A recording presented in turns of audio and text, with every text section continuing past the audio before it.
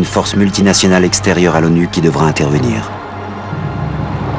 La France, qui veut apporter son soutien à l'ONU après la crise diplomatique irakienne, serait prête à prendre le commandement de cette force d'intervention, sous réserve que celle-ci soit limitée à la seule zone de Bunia et de son aéroport, et pour 3 mois seulement. Au sein de la MONUC, l'incertitude liée aux négociations accentue la nervosité ambiante.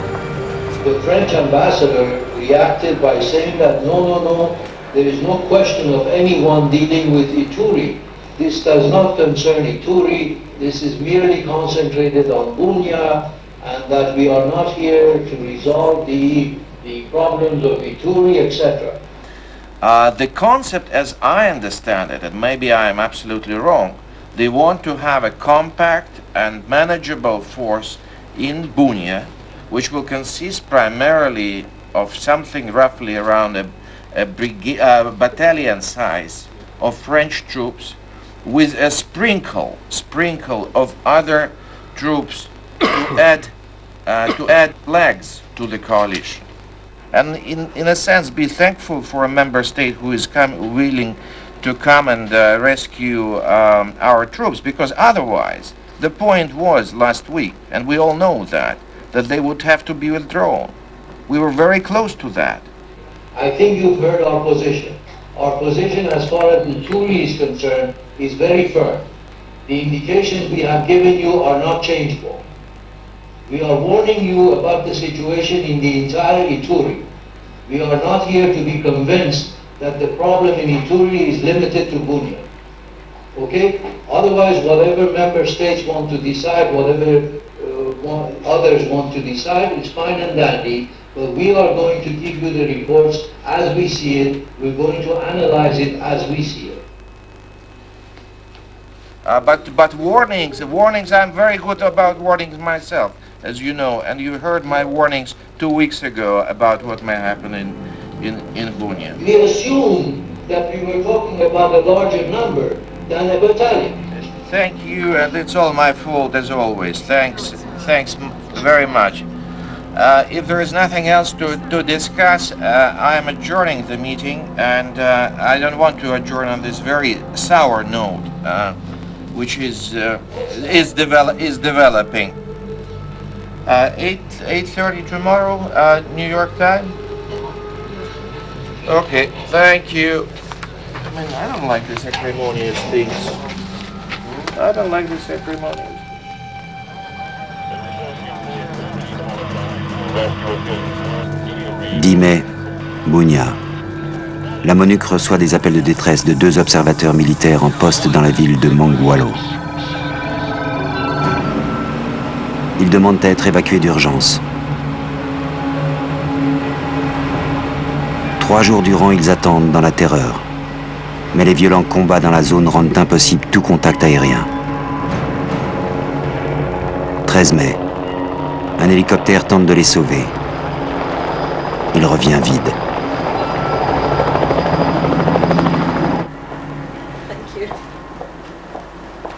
Un peu plus tard, le pire est confirmé.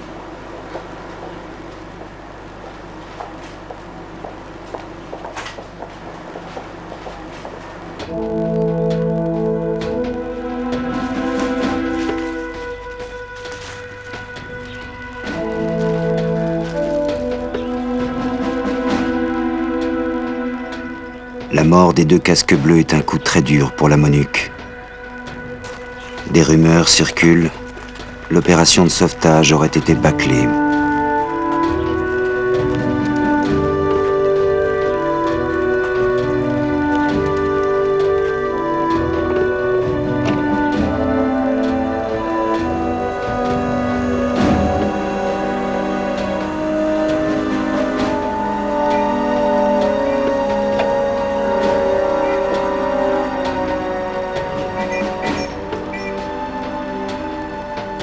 How's the mission doing? They're okay. They're okay, but a little bit disjointed.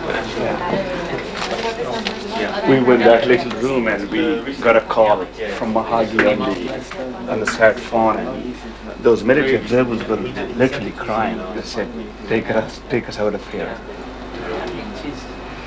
And it's 2 persons location is.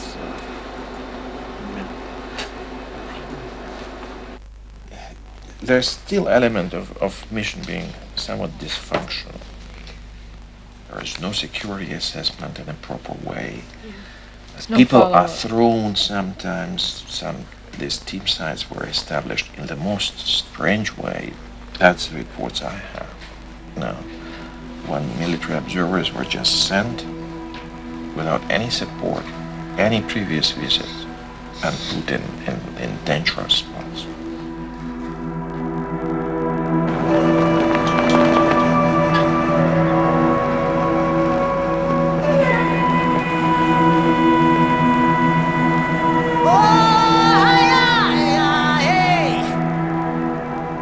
So Ayaka today, can you draft a cable in consultation with Francois Dereau of extreme, most immediate, of extreme concern on the part of this headquarters? That we want immediately by tomorrow a threat assessment to all personnel, civilian and military personnel, in the Northeast. You spoke to Germany yesterday. Mm-hmm. Can you speak to Canada today? Okay. Financial support would be I think helpful. something might come. Although I don't think they have much money.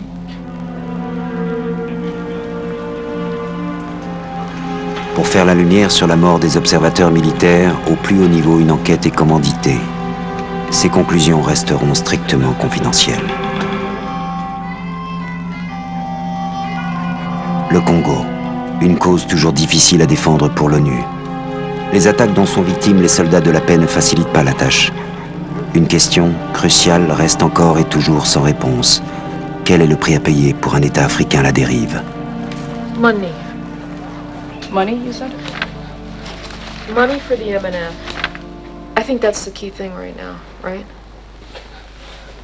Frankly, there are two key things right now. One of them is money for this MNF limited deployment, and the other one is this big bell that the mission is sounding and that I think we all agree with, that Bunia is not enough. You know, I don't think that we're going to get troops outside of Bunia unless we put our own troops out there, and I don't think we have the capacity to put our own troops out there. I don't think that our troops are capable, have the kind of equipment and training to do that.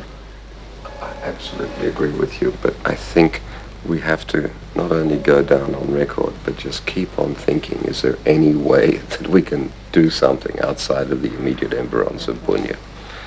Because large numbers of people are going to die. You've got at least 2 declarations from the armed combatants saying we are ready to canton, where's the money to feed us and whatever. Okay. You need to disarm them, and then you need to do something with the weapons. So there has to be an agreement of what we do with the weapons, and then we need to feed them and then get them into, projects, food for work or training or whatever other kind of projects that we have for them. But then you won't get the money from the donors because they consider that feeding armed combatants. Are there no other options?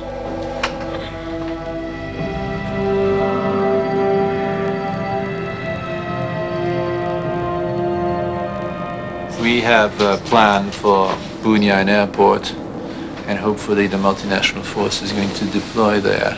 But there is the rest of Ituri, and there are many ways in which the rest of Ituri could go badly wrong. And there we are caught in a kind of dilemma, because if we flag the issue too much, we might lose the hope that we have of a real deployment in Bunia.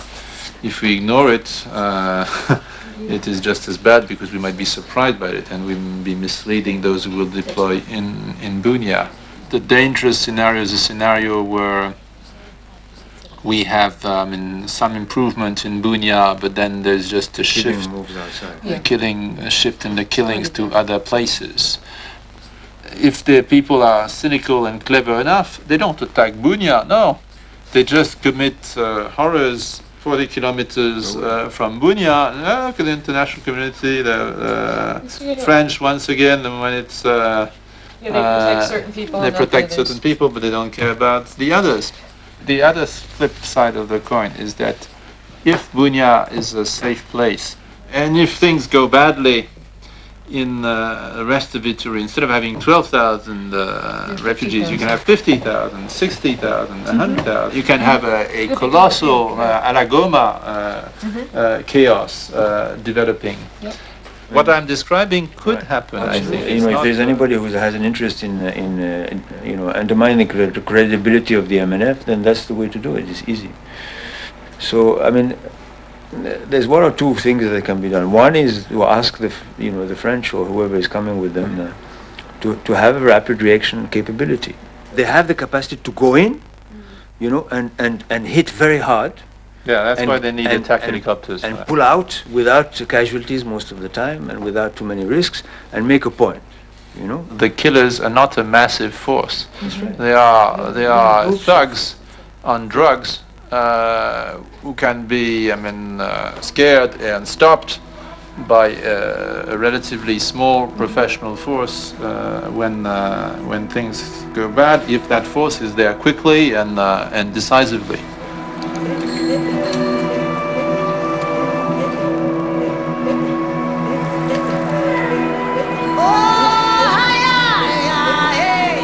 In May, I decided, and the Secretary General supported that, to move toward engagement because we felt that the risks of loss of human lives were just too high, and that maybe with the memory of Rwanda,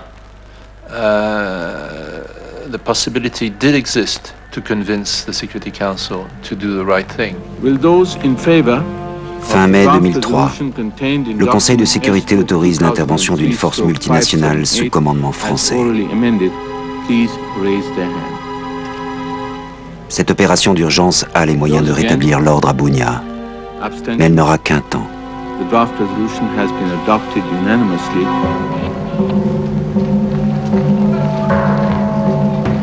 Attention Bruno, il y a de l'armement à l'intérieur. Début juin, les soldats français dont la marge de manœuvre est bien plus importante que celle des casques bleus sont déployés sur le terrain. Dans Bunia, ils affrontent les miliciens. Mais à l'extérieur de la ville, meurtres, viols, prises d'otages se multiplient.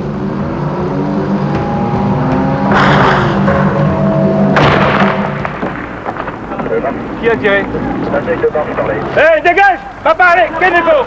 Retournez à ma proche. Couchez là! Couchez! Couchez les mains sur la tête! Couchez pas! Couchez là! Couchez! Sur la tête, les mains sur la tête! Mettez les mains sur la tête! Couchez! Couchez! Couchez!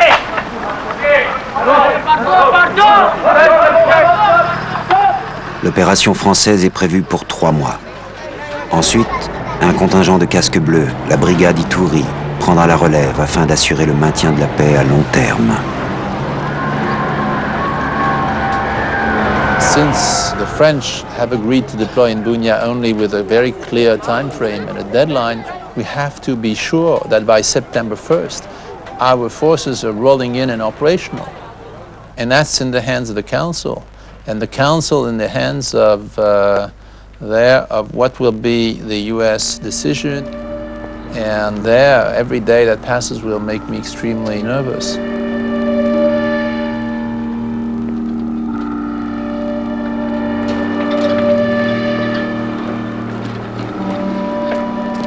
Les jours, puis les semaines passent. La création d'une brigade, environ 5000 casques bleus, coûterait des dizaines de millions de dollars par an. Il n'existe qu'un seul pays au monde capable d'en payer l'addition. Good afternoon, ladies and gentlemen, generals and deputy SRSGs. The general left. The generals have left, I can see. On Friday, as you're aware, together with several colleagues, we visited Washington and had a 3-hour discussion, plus myself a rather bad lunch in the State Department with the interdepartmental group headed by Deputy Assistant Secretary of State for Africa, Bellamy, and they do appreciate considerably the work what has been done by the United Nations both on the ground and in New York, but they would like to have a better